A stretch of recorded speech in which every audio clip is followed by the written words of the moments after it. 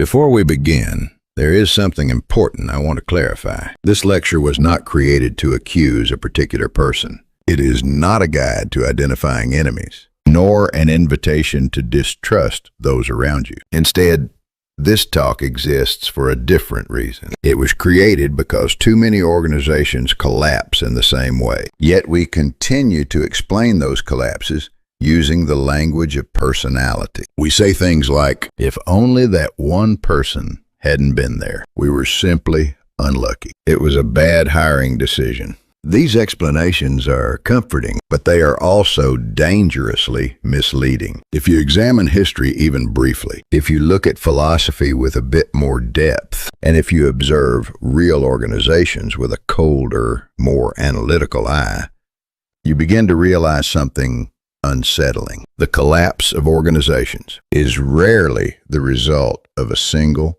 flawed individual. More often, it is the result of a structure that quietly allowed the wrong behavior to become useful. Centuries ago, Aristotle described human beings as political animals. This phrase is often misunderstood. It does not mean that humans are obsessed with politics or power. What Aristotle meant was something far more fundamental. Human beings always act within relationships. They exist within networks, systems, and arrangements of influence. In other words, the problems we observe in human behavior rarely originate solely inside an individual mind. They are amplified, or sometimes even produced by the structure surrounding that person. The phenomenon we will discuss in this lecture follows exactly that pattern. I call it the distorted messenger. A distorted messenger is not someone born with malicious intent. They are not necessarily more immoral, more cunning, or more manipulative than others. In fact, most of them begin their role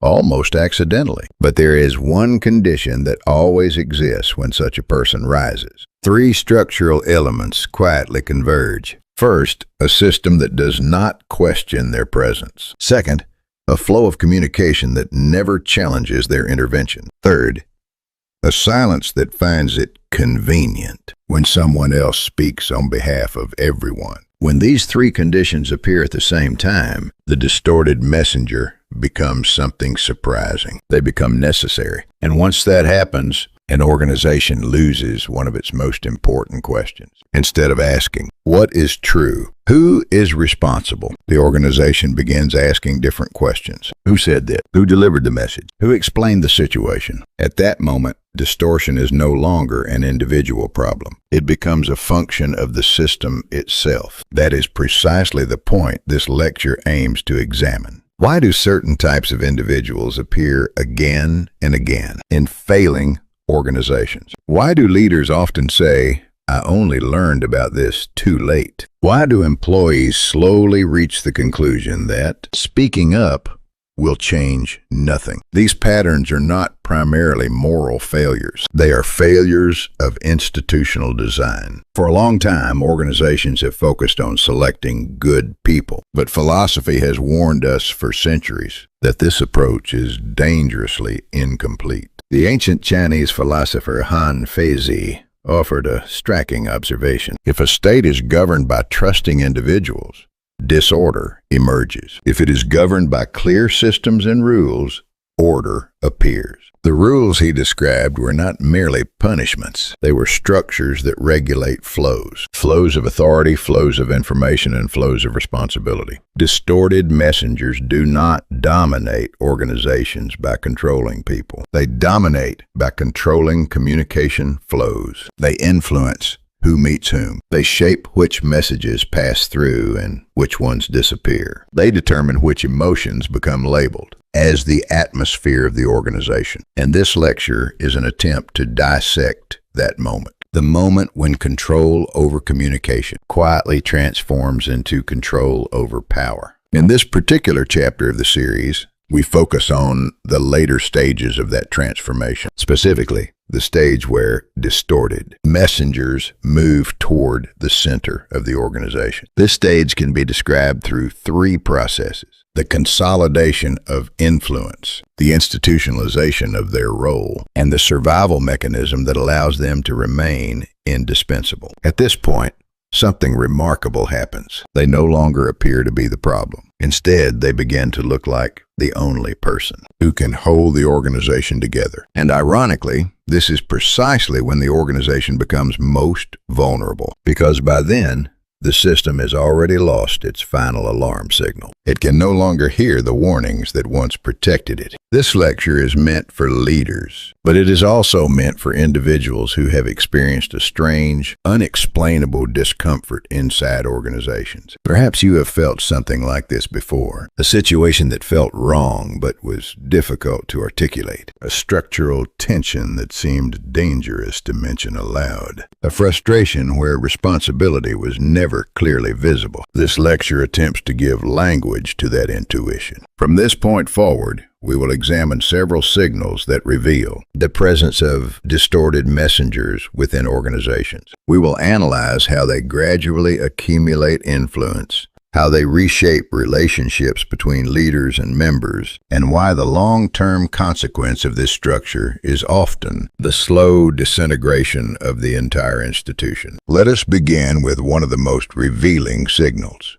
The fourth signal. It is the moment when a distorted messenger begins to separate leaders from their own organization. This separation does not occur through loud conflict. It occurs through something far quieter: the construction of invisible relational barriers. Because in organizations, power is rarely controlled by the loudest voice. More often, it is controlled by the voice that carries no responsibility. And once that voice begins to define the flow of communication, the architecture of leadership itself begins to change. In the next section, we will analyze this relational manipulation from the perspective of power structures and examine how the invisible intermediary gradually becomes the gatekeeper of an entire organization. In the previous section of this lecture, we explored how a distorted messenger gradually separates leaders from the very people they are supposed to lead. We saw how communication flows can become controlled, how interpretation begins to replace direct observation, and how leadership slowly transforms from direct perception into second-hand explanation. And this is precisely the moment when the deeper problem begins. Because the collapse of an organization rarely arrives as a dramatic explosion. It almost never looks like chaos. Instead, collapse usually appears as something much more deceptive: normality. Organizations rarely fall apart overnight. Their decline is the quiet result of ordinary routines repeated over time. Meetings still take place. Reports are still submitted. Decisions are still announced. From the outside, everything appears to function. Yet beneath this appearance, something essential has already begun to disappear. The organization stops learning. This is the first unmistakable signal of long-term institutional decline. When problems occur, they are no longer examined with curiosity. Instead of asking what structural failure produced the issue, people say things like, "The situation was complicated." When the same failure repeats itself, it is no longer treated as a system problem. It becomes a personality problem. Someone is blamed, someone is replaced. But the structure that produced the failure remains untouched. At this stage, the intermediary structure, the structure that allows distorted messengers to operate, no longer hides in the background. It slowly becomes the unspoken operating system of the organization. Important information begins to travel through only a few specific channels. The background of decisions is explained not by evidence, but by vague phrases such as, "That was simply the atmosphere at the time." Responsibility becomes strangely difficult to locate. It disperses into individuals or disappears into time. And when this structure solidifies, something very predictable happens. The most capable people begin to leave. They rarely leave dramatically. They simply stop asking questions, and then quietly they walk away. Why?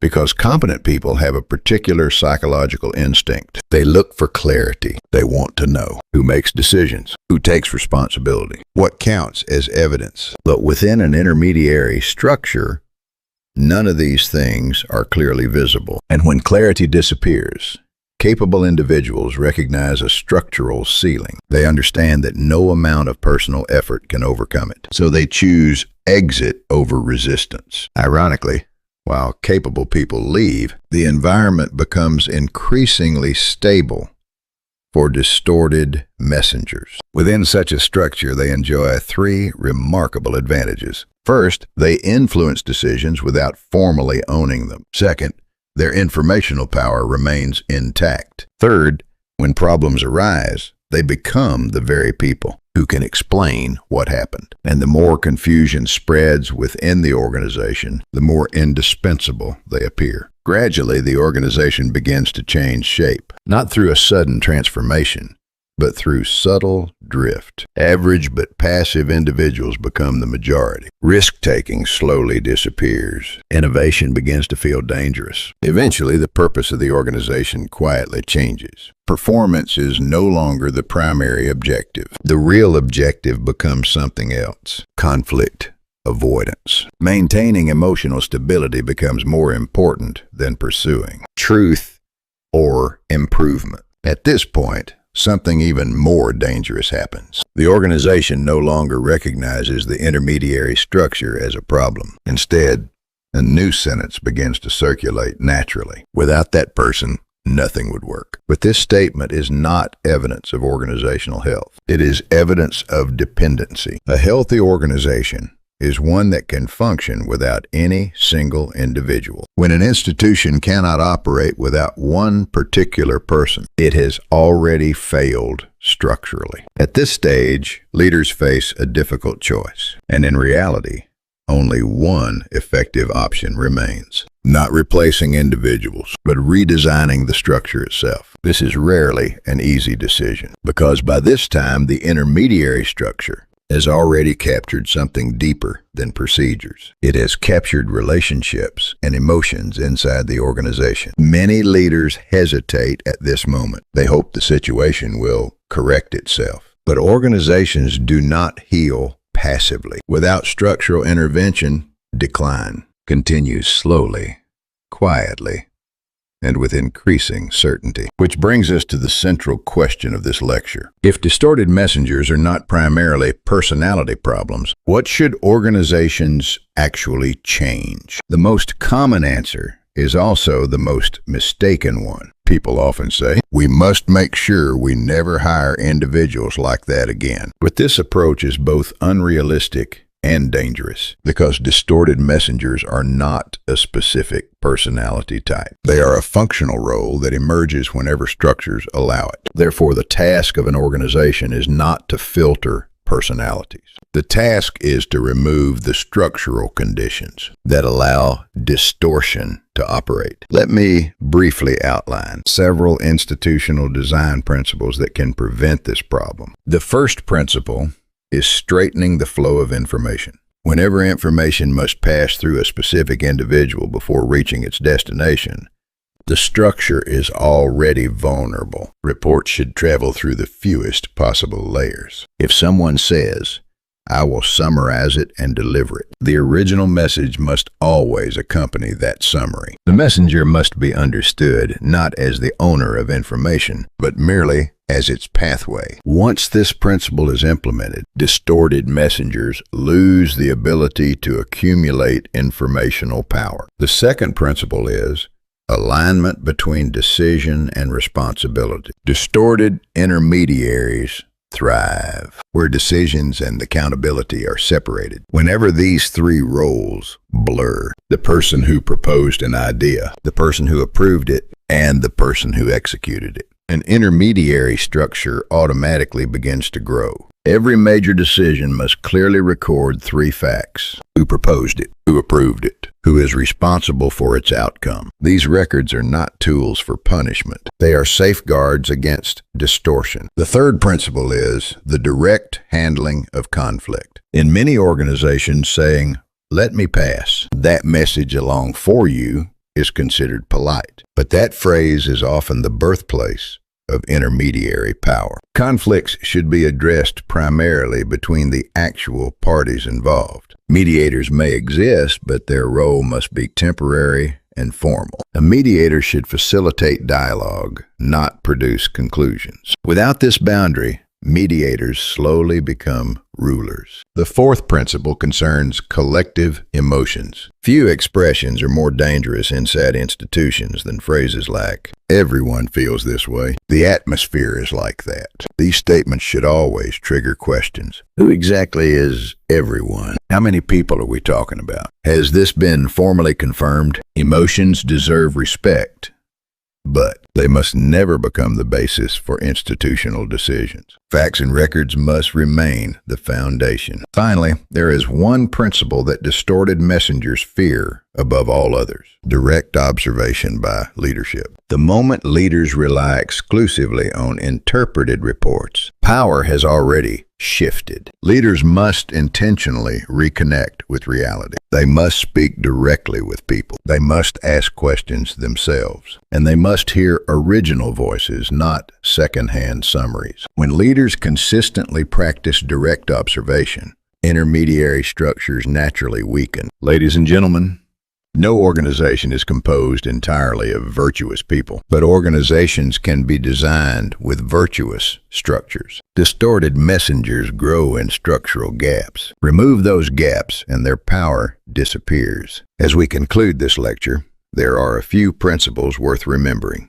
Organizations do not collapse because flawed individuals exist. They collapse because systems allow influence without responsibility. The first signal of danger is not conflict. It is the rise of indirect communication. When words no longer travel directly between people, the intermediary structure has already begun. Another signal appears when coordination never ends. Conflict that is endlessly managed but never resolved eventually transforms coordinators into power holders. Language itself also becomes a warning sign. Sentences without subjects, decisions without decision makers, reports where interpretation replaces fact. These are the linguistic fingerprints of structural decay. And perhaps the most important lesson of all is this: the greater the distance between leaders and members, the stronger intermediaries become. Power does not disappear in such systems. It simply moves into places where it cannot easily be seen. Finally, there is one more idea worth reflecting upon. The structural logic we have discussed today does not exist only inside organizations. It appears in families, it appears in friendships, it appears in romantic relationships. The mechanism of distortion, the substitution of interpretation for direct truth, operates everywhere human relationships exist. In fact, one of the most striking examples of this phenomenon appears in a very different context, the psychology commonly described as pathological jealousy. In the next lecture of this series, we will examine that phenomenon from a structural perspective, because obsessive jealousy is rarely just about love. It is often the product of existential insecurity expressed through control. Just as distorted messengers control the flow of information inside organizations, similar patterns appear inside intimate relationships. Indirect questioning, interpretation replacing dialogue, emotions presented as unquestionable truth. Understanding this structure allows us to see something clearly. Distortion is not simply a behavior. It is a pattern of relational architecture. And once you learn to recognize that architecture, you gain something powerful, the ability to protect yourself, not by trying to change people, but by recognizing the structures in which they operate. If this lecture has helped you see those structures more clearly, consider subscribing to this channel. Subscription is not merely a gesture of support. It helps extend these analytical tools to others who may be navigating similar environments. Sharing this lecture does not spread conflict. It spreads language, the language necessary to recognize distortion before it becomes collapse. In the next lecture, we will take the same analytical framework and apply it to one of the most misunderstood relational phenomena. Obsessive jealousy, not as a problem of love, but as a problem of existential insecurity. And together, we will begin to dismantle that structure as well.